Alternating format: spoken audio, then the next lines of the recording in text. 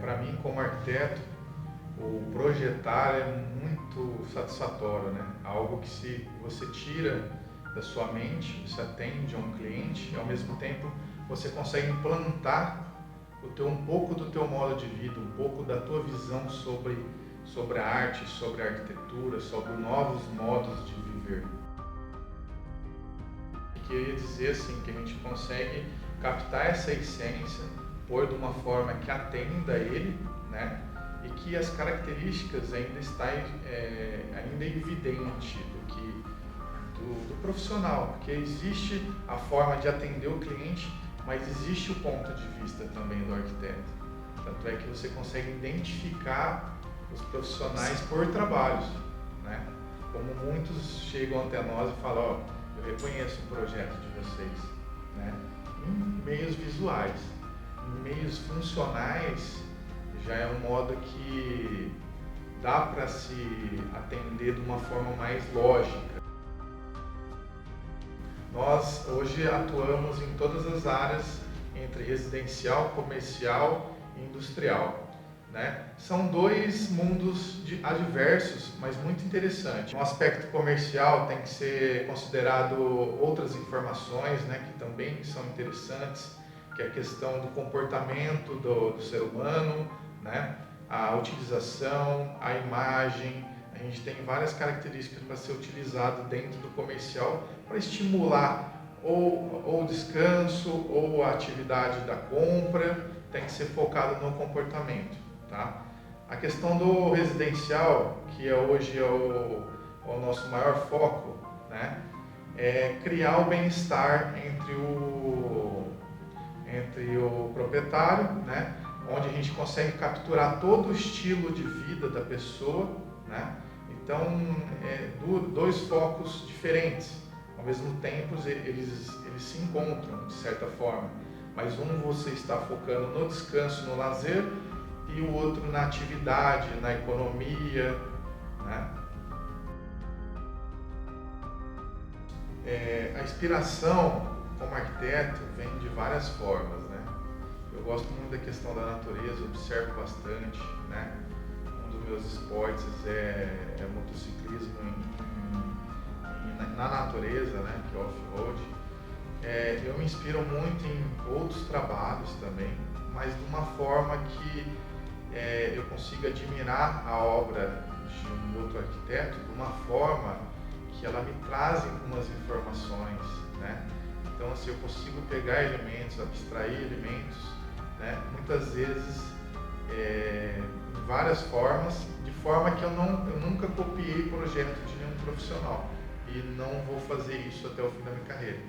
Então, assim, é muita questão de estudo, né? Eu estudo um pouco sobre artes também, né? Então eu capto muita essência de artes, tenho amigos artistas, né? Que me identificam muito. Então eu busco um mix de ideias, de detalhes para unir e criar esse estilo mais consolidado, porque eu acho que todo mundo tem que mostrar um pouco de você, né? Então isso é bem bacana e vem dando certo. O pessoal tá conseguindo reconhecer nossa arte, nosso modo de construir. Então a casa é um fruto da personalidade. A gente tenta transparecer isso, criar um objeto que nada é para ter esse convívio, esse descanso, que tenha todas as características do cliente e um pouco de nós também, né? Para criando essa harmonia completa. Hoje meu escritório vem se diferenciando, eu falo como escritório porque nós estamos lá em 4 profissionais, né? Então a gente leva o nome em conjunto da equipe. A gente tem se diferenciado nos estilos de projeto, tá? Quando eu falo estilo, características arquitetônicas próprias. A gente tem um estilo marcado, onde as pessoas reconhecem nosso estilo, né? E na questão de projeto, que seria na racionalidade do projeto, né? Que é voltada a uma estrutura limpa, que seja fácil de executar, né? Uma das maiores características é a questão da amplitude. Nós fazemos hoje projetos de pequeno a grande porte que tem amplitude. né? Eu trago isso de uma experiência negativa, de ter convivido em casas muito fechadas, em ambientes fechados, onde geram estresse. Hoje a população já vive sob uma pressão muito maior, né? Um estresse enorme. Então eu tento trazer um pouco dessa essência da liberdade dentro do viver, né? Gerando uma paz interior, que é a funcionalidade da residência hoje, o aconchego, a paz, para que a pessoa possa ter sua vida normalmente. No caso dessa residência específica, é uma residência de 5 metros de frente por 25 metros, né? Onde o cliente nos procurou com um estilo, um rapaz jovem, né? Hoje que a gente fala, praticamente todos vêm dessa juventude que é cabeça aberta, né? E a gente captou muita ideia de ter uma casa de 5 metros de largura, que todo mundo acha que é absurdo, que é muito pesado, fechado, e conseguimos trazer uma essência, que é uma amplitude, e conseguimos utilizar o estilo da pessoa a nosso favor, né? Que por coincidência tinha um estilo muito bacana, bem parecido com o nosso. Então, esse cliente em específico deu liberdade total, que é uma das coisas muito importantes, né? O cliente confiar no profissional, né? Para que ele intervenha, mas intervenha de uma forma benéfica. Então, nesse caso, a gente teve um efeito muito bacana. A casa é totalmente escura, né? Em termos de cores, então ela traz aquela curiosidade. Na hora que a pessoa entra dentro do ambiente, ela se transforma, ela tem um choque de consciência, porque ela não imaginava que aquilo por fora era tão bonito e tão aconchegante por dentro. E isso é um dos fatores que a gente mais foca, que é dar esse choque de personalidade, que a pessoa entra e veja esse hemisfério, o que a gente tentou passar para o projeto, né?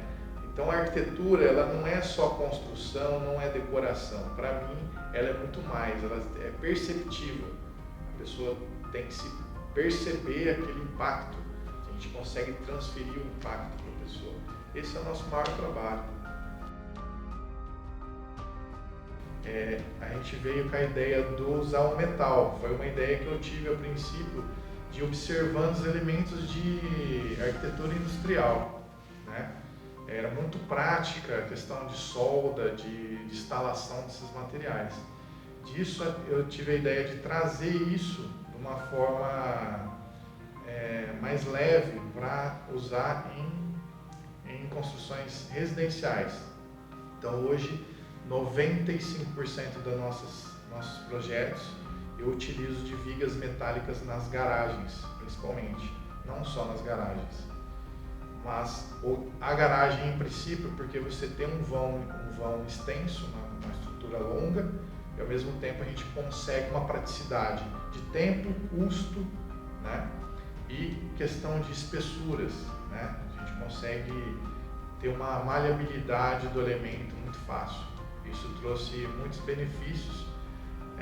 Veio a sofisticação das pinturas, né? No caso, a gente tem usado muita pintura que nós chamamos de cristal, que é uma pintura de rocha moída com resina, e isso foi aplicado no metal e teve um sucesso extremamente ótimo. A gente não sabia disso sobre esse material, que adere completamente.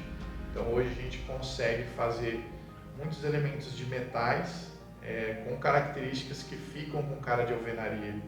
Ele não precisa ter a cara do metal específico.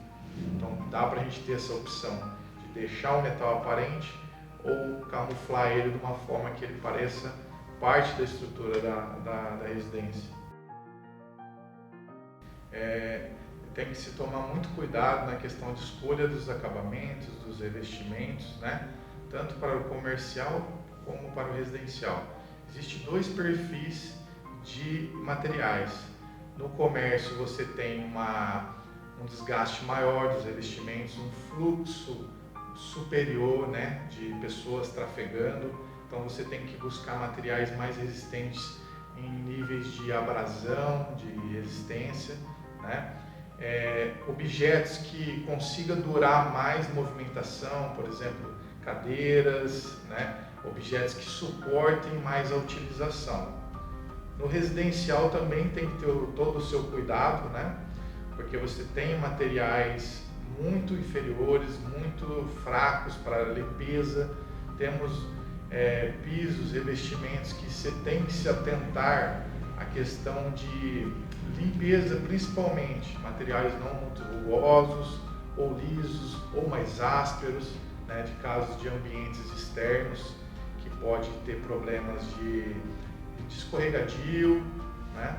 Existe classificação entre os pisos, né, revestimentos, que antigamente se usava muito cerâmico, era considerado por PEI, né, resistências a abrasões também, que eram classificados, né, para pisos externos, internos, garagens.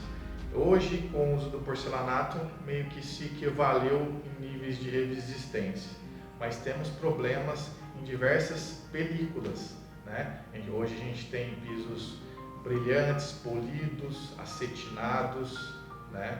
Foscos, lapados. Então tem que tomar muito cuidado na hora de empregar esses materiais, para que não coloque um revestimento de piso em revestimento e tenha alguma intervenção não esperada no objeto. Mas a gente se depara com muito problema de instalação, né? Que seria? Muitas vezes coisas ligadas à mão de obra, né? Falta de limpeza na superfície antes de aplicar o revestimento, que pode criar uma superfície que não deixe aderir completamente. Na hora de aplicar a argamassa no piso, na hora de ser aplicada, o jeito de ser instalado. Então, assim, tudo influencia no material. O material em resistência são todos hoje com resistência praticamente elevadas, né? Mas o maior problema é a questão da mão de obra, a instalação ser feita conforme as normas, conforme orientações do fornecedor do revestimento.